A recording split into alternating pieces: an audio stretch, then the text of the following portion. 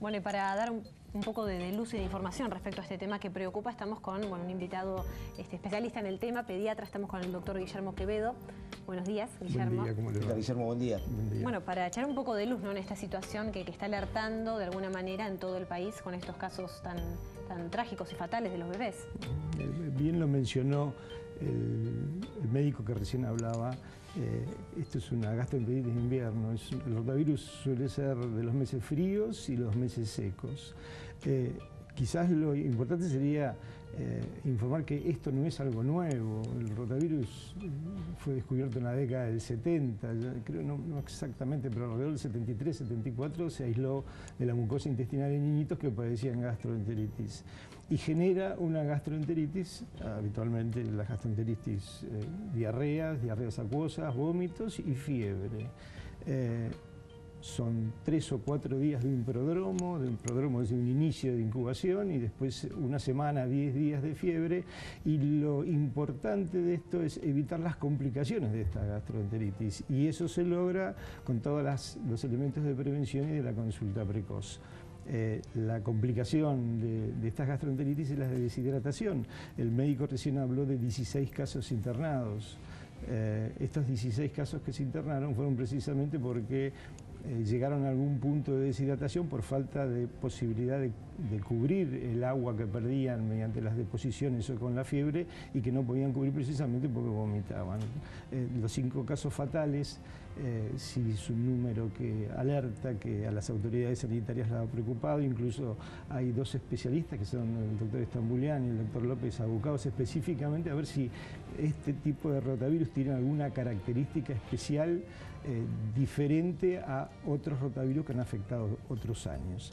Y como para agrandar más la información, hay estudios epidemiológicos que hablan que los niños mayores de 5 años casi se acercan a un 100% de niños que han tenido algún tipo de contacto con el rotavirus. Es que es un virus y muy frecuente. Esto en chicos se da, el rotavirus nada más. La edad más frecuente es de los 6 meses a los 2 años, es donde nace el pico estadístico.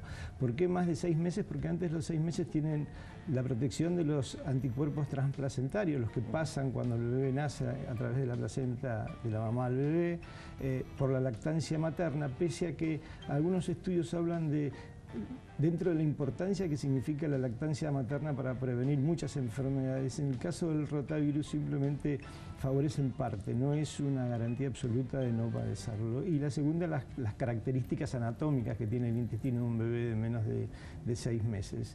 Entonces el pico máximo se da entre los 6 meses y los 2 años aproximadamente.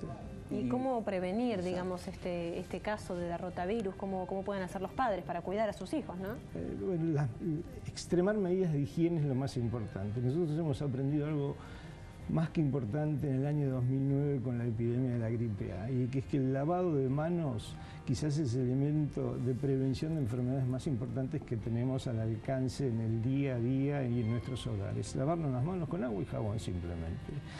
Una característica especial del rotavirus es que no es tan sensible a los lavados con ni lavandina ni detergentes, entonces se recomienda a veces el lavado con alcohol. Y la transmisión es fecal-oral. La transmisión fecal-oral significa deposiciones contaminadas con el rotavirus que alguien las toca con las manos, se transmiten a través de elementos comunes, fomites, mesas, algo que no está adecuadamente higienizada, alguien que lo toca y se lo lleva a la boca. O sea que la transmisión es y muy amplia, es muy sencilla de generar una dispersión del germen desde alguien que padece la enfermedad y la disemina a través de sus deposiciones a los que conviven. Por ejemplo, el caso típico es un jardín o una escuela. ¿Y puede llegar a ser fatal, digamos, más allá de los casos particulares que han sucedido, por una tardía consulta de los papás, digamos, ¿por qué se puede llegar? Primero, lo que hay que generar son criterios de alarma. Lo importante ante la pérdida de líquidos con una diarrea es reponer esos líquidos. Si un niñito tiene diarrea y si equilibra la pérdida de líquido con diarrea tomando líquido por vía oral, seguramente nunca va a llegar a ningún tipo de grado de deshidratación. Si a esa diarrea se le suma fiebre, la pérdida de líquidos es doble, por la diarrea y por la temperatura. Y si a eso le agregamos la imposibilidad de suplirle los líquidos porque tiene vómitos, las posibilidades de deshidratación son mucho mayores, o sea que de la ocurrencia de estos síntomas, la precocidad con la consulta. Sí es verdad que cuanto antes intervenga el sistema sanitario, las posibilidades de una deshidratación son menores, pero las primeras pautas a tomar en cuenta son domiciliarias, y eso significa un niñito con diarrea, extremar las medidas de higiene y suplirle los líquidos que está perdiendo. Y si esto significa una diarrea acuosa con características especiales o sanguinolenta o muy abundante, la consulta precoz con su médico de cabecera, con el sistema de salud a su alcance, como puede ser Bahía Blanca tiene un inmenso y disperso sistema de atención primaria a través de 55 unidades sanitarias, tiene dos hospitales públicos y con guardias importantes a donde se referencian todo este tipo de situaciones, y además un sistema de seguridad social muy amplio. Sí, pues llega a la conclusión de que son varios los cuidados que hay que tener en esta época, ¿no? Sí. Con el rotavirus, obviamente lo que es la bronquiolitis. Bueno, precisamente en esta época es mucho más frecuente este tipo de ocurrencias de enfermedades respiratorias, y cuando hablamos de estos niñitos que fallecieron en el conurbano, todos tenían algún tipo de incumbencia respiratoria junto con su afección gastrointestinal. Eso agrava todo también, todo el cuadro. Por supuesto que agrava mucho más, es mucho más difícil suplirle esos líquidos que pierden cuando tienen otra patología agregada a la patología intestinal.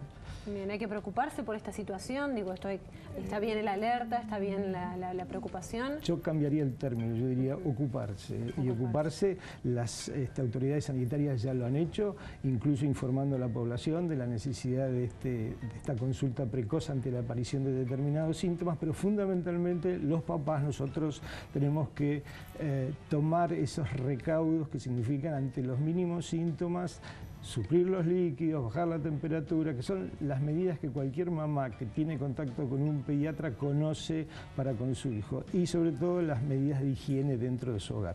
E insisto, el lavado de manos con agua y jabón, quizás ese es uno de los elementos de prevención más importantes que tenemos en nuestros domicilios. Uno se da cuenta que es posible, vos mencionabas el año 2009, aquel año de la gripe A, que hubo, claro, sí, que todos andamos hasta con un tachito, un pomo de alcohol gel en el bolsillo y permanentemente, y bueno, ese año fue una caída importante de enfermedades de transmisión. Se adoptaron no solamente costumbres sociales, sino actitudes diarias, como eso de ponerse el alcohol en las manos, incluso a cualquier espacio público donde uno concurra siempre existe un dispenser de alcohol.